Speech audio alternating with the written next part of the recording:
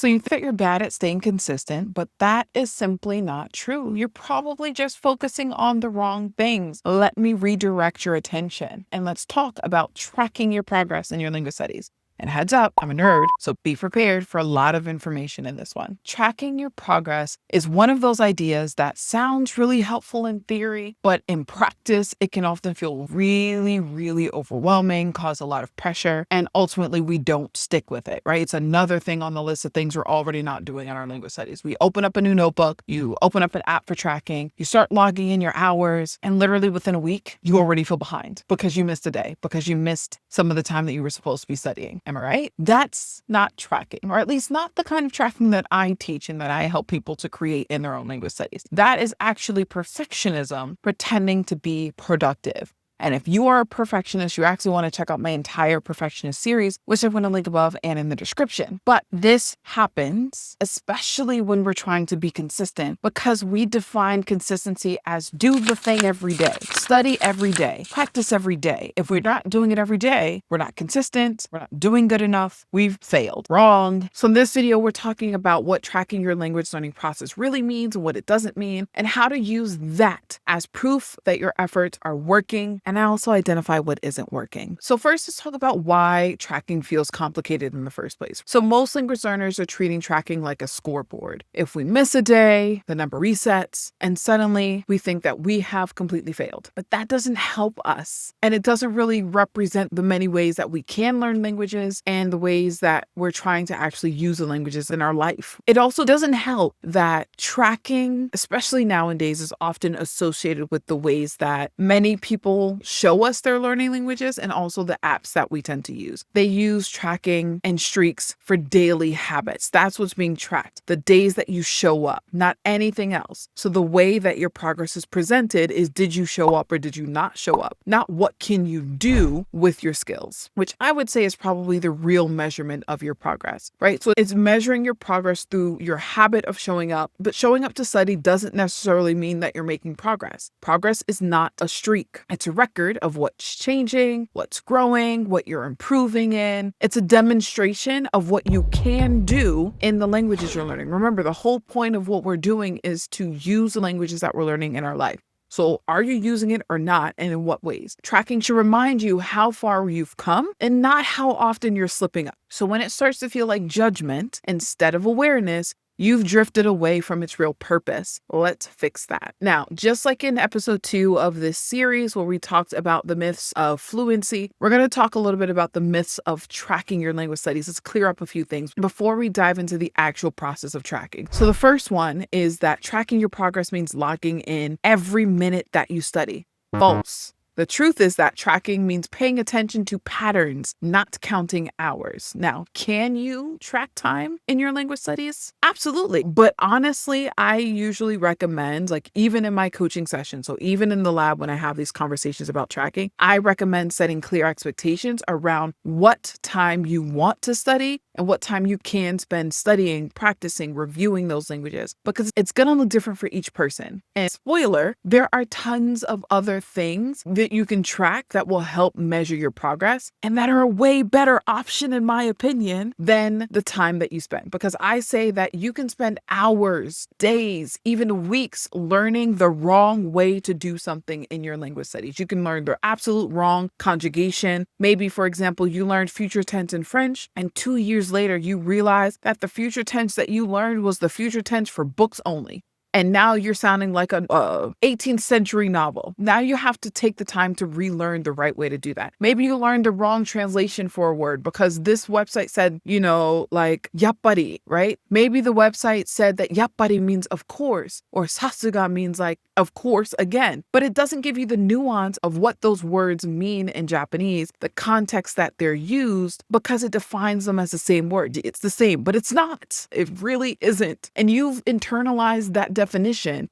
And now you're like, well, crap, I have to redefine that in my brain and like disconnect and then reconnect these new meanings. And you have to spend more time fixing that. So time isn't the end all be all demonstration of your progress. Now let's get into myth number 2. If you miss a day, you've ruined your progress. How many times have you said that to yourself? If I miss a day of my studies, then, I'm not going to make as much progress as I should. The truth of the matter is that tracking helps you to notice momentum. But people often believe that if you track your progress, it's going to acknowledge that you've missed a day. And if you've missed the day, you've ruined your progress. Tracking is hard to do, many people say. Therefore, it's going to encourage missing a day, or it's going to be more likely that I miss a day. But the reality is it's going to help you to notice the momentum over time. It's going to help you to celebrate the momentum, the things that you're doing, the wins, the times that you do the things that you said you're going to do. And it's going to help you take the pressure off of daily perfection. Remember, we're not trying for perfection because that's impossible. There are going to be days that you miss. It's a guarantee. At some point, you're going to miss at least a day, or you're going to burn yourself out if you continue the way that you have been doing things. And neither of which we want for you. To feel the pressure of, oh my God, I missed a day, I'm a failure, or to burn yourself out and experience that burnout recovery for years, right? So once we come to terms with the fact that consistency doesn't mean every single day, then we can easily let go of the idea that we have to study every day or we're failures. And I actually talk a lot about missing days on purpose and building that into your routine. So for example, in my study routine, I usually say 5 days maximum, and I give myself 2 days off automatically. Usually it's Saturday and Sunday, but some weeks I'm a little bit more flexible with that. And that's what I help people build inside of the lab so that they have their own routine of what days that they're purposely missing. Because for me and the people that I work with, we define consistency as watering a plant. That's what consistency is for us. Some days that plant might need a lot of water to grow and it might need that more frequently. But then other days that plant might need a lot less water and the frequency of the water might be a lot less, like a little bit, like a couple of sprays once a week or a whole gallon worth of water because it is thirsty as hell and it needs that every day. And it's the same for our language studies. That consistency is going to look different depending on your needs, your time, your energy, and you have to be responsive to that. Now, the third myth is that tracking is only for organized people. It's only for a certain kind of person, and that certain kind of person is not me. No, the truth is that tracking is for everyone. Tracking your progress is for everyone who wants to stop guessing and start trusting your growth, your progress in your linguist studies. If you want to see progress in your linguist studies, track it. The same way that I argue that schedules are for everyone in your linguist studies, tracking is for everyone too. And while I strongly recommend in the beginning making it a formal process, like actively tracking in some formal written down way, or even like recordings, if you prefer like video, audio proof, because in the beginning, we do need the proof that we can do this and that our efforts are paying off. It doesn't have to stay that formal process forever, and it can look different for everyone and should look different for everyone. Now, the fourth myth, tracking progress steals time from real studying. This is kind of connected to number 2, but the truth is that tracking actually makes your studying more effective because you can see what actually is working. And you notice what isn't working, so you can either adjust it, you can remove it, or you can add other things that do work for you. So for example, if auditory learning is not your best and strongest learning style, but you really want to understand the podcast, you're going to add in some supports to help you to understand the podcast better, whether it's transcripts, whether it's repeating the podcast multiple times, taking notes as you listen, moving and doing something as you listen because you need the movement to help you retain the information, maybe listening and talking to someone about it. Whatever it is, you're going to build that in, and you're going to notice that because every time you listen to a podcast, you're not seeing the progress that you hope to see. Tracking our progress helps us to see what's usually hidden from us because of our natural biases, our natural bias on what we are able to do and not able to do. So the more that we track our progress and notice what's working and not working, the more strategic with our time we can be. So it's actually going to help save you time and use that time more wisely. Now, what tracking really is, we've talked about what it isn't. Tracking really just is awareness on paper. It's a simple way to capture what's working, what's not working, and what you want to repeat. It's how you make the progress that you're making in every language you're learning visible to you, right? Because someone else might be able to see it. That's oftentimes when we're talking with a tutor or a teacher or even a language friend who's like, wow, you've gotten so much better, but you don't see it. You're like, really? But I still, forget this word, or I'm still making this mistake. They're like, no, because before you were like this, and now you're like this. They're giving you that outside perspective And so to be able to do this for yourself and take control of that view of yourself, tracking is what's going to help make that progress visible. And for example, if motivation dips, it's going to give you the receipts, the evidence, build that case that you're building that says you are improving. You are in fact improving. Tracking isn't about control. It isn't about pressure. It isn't about causing more overwhelm. It's about communicating between yourself and your learning process, about giving you the space to honor where you're at, to adjust your plan, your schedule, your routine, the resources you're using, the strategies that you're using, and if you have other resources like a class, like a tutor that you're working with, that you can then bring that to them and say, here's what I'm noticing and here's what I need help with, so that you also don't have to do it on your own, but you're working with data, working with what actually has happened to you in your language studies and not someone on the internet that you're following because their plan worked for them. And so you're assuming that that plan is also going to work for you when your circumstances are completely different, right? And it also answers these 3 questions that every language learner has. Is this actually helping? Is this process, schedule, routine sustainable? Is this still getting me closer to fluency? Is this actually getting me closer to the thing I said I want to be able to do? And when you can answer those questions honestly with a yes, it's helping, yes, it's sustainable, and yes, it's still getting me closer to fluency, you will always know your next step. Or you can say no. Now let's talk about how to track without pressure. You don't need fancy tools or color-coded systems, although I love them. Absolutely. The core of it is that you just need a simple structure to help you see progress over time. And I'm going to give you 4 different ways that you can track your progress. Now, the first one is the most obvious because it's the one that most language related things tend to do for us. Tracking your habits, the actions that you actually complete. But this can go way beyond the showing up action, right? Showing up to study. Like if you log into Lingodeer or Mango Languages, and when you complete a lesson, it says you've done your work for the day, and you do that daily, and it's going to keep track of that. Yes, that's one of the habits, but there are so many other things that you can track related to habits. It's not just a showing up habit. And you can do this with a small check mark or quick note when you finish something, whatever works best for you. So for example, maybe the habit that you're building is reading and you just want to read one page regularly, maybe not even every single day, but on a regular basis. So every time you read one page, you add that check. Maybe it's reviewing 10 words. That's the habit that you're measuring. And so every time you review 10 words, check. Every time you record a voice note, check. This is the kind of tracking that's going to keep your efforts visible even when the results feel slow, and it's not tied to a daily showing up habit. Now, the next way that you can track your progress is resource tracking. Maybe you're keeping a record of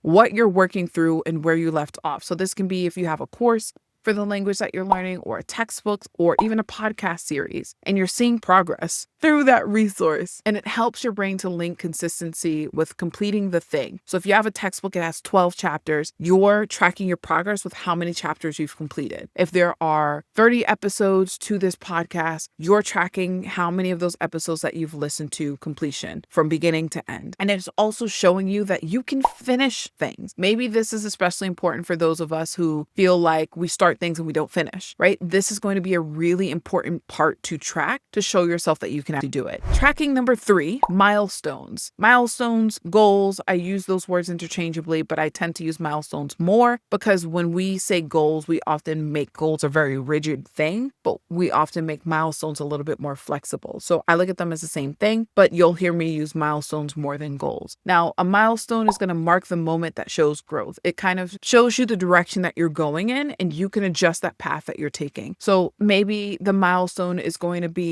the first time that you have a full conversation, the first caption that you write in your target languages, the first time that you understood a joke without subtitles. So first times in your language studies can absolutely be milestones, but it can also be a milestone of maybe you are tracking the number of words that you're learning because you have a very rigid flashcard routine in Anki or Quizlet or Memrise. Maybe you have the grammar for the language mapped up in milestones, present tense, future tense, past tense. Those are the milestones that you want to reach. So there's a lot of different ways that you can do this, but the milestones should be personal to you. And these milestones really remind you that fluency is showing up in real life, doing the work, and really seeing the progress that you promised yourself you were going to make. It's not just the time that you studied. And then the fourth way that you can track your progress is literally progress tracking. So reflecting how your skills are progressing, how you are improving these skills, how they feel. And this can be a formal process like taking a quiz every so often to to measure your progress. It can be the teacher who's measuring your progress. It can be a self-check. And I often do a self-check, and that's what I usually recommend. I have a whole like Notion tracker with stars, and we do it every month and every quarter. Like it's a whole process. But essentially, you can ask yourself things like, am I understanding faster? Am I expressing myself more easily? You can note what worked and what didn't work. You can even decide for each skill to rate it on 1 out of 4, 1 out of 5, 1 out of 10, whatever you like to do. I like to do 1 out of 6 because I break that up into A1, A2, B1, B2, C1, C2. And so I have out of 6, where am I? But you can make that whatever makes sense for you. And this is how we learn from patterns instead of repeating those patterns of what's not working. And so if you really want help with these kinds of reflections and turning these reflections into a habit, I have a whole video on study audits that is going to walk you through exactly how to do this.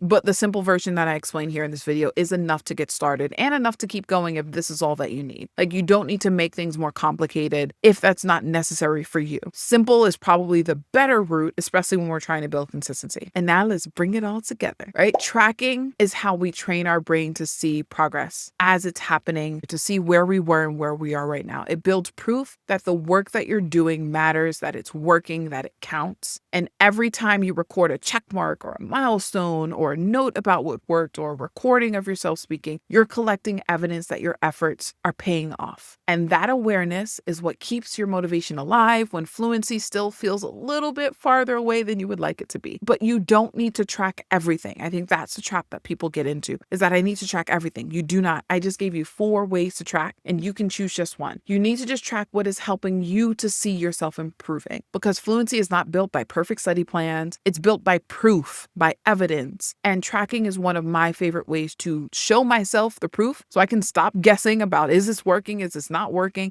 And really start trusting my actions, my effort, my growth. Now, if you realize that your efforts deserve more credit and you're ready to start tracking your own progress in your language studies, I want you to like this video. Comment what's one thing that you are going to start tracking, which of those 4 things you're going to track in your own language studies, and subscribe to the channel so that you don't miss out on the next video where we're going to talk about how to keep showing up when motivation dips and fluency is feeling out of reach. What can you do to keep the momentum going and actually get fluent in the languages that you're learning? I will see you in the next video. Bye-bye.